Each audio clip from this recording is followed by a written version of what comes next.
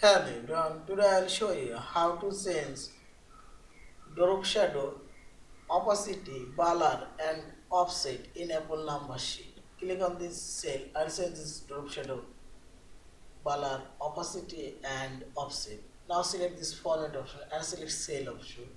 Now click on this more option. Here you will find this drop shadow option. This is drop shadow blurriness. You can increase blurriness. See this, I will make it 0 and enter and see this drop shadow. And also the offset, that's mean distance, you can increase this distance. And this is opacity, I'll make it 50 and see this drop shadow opacity only 6. And this is angle, you also can see the drop shadow angle.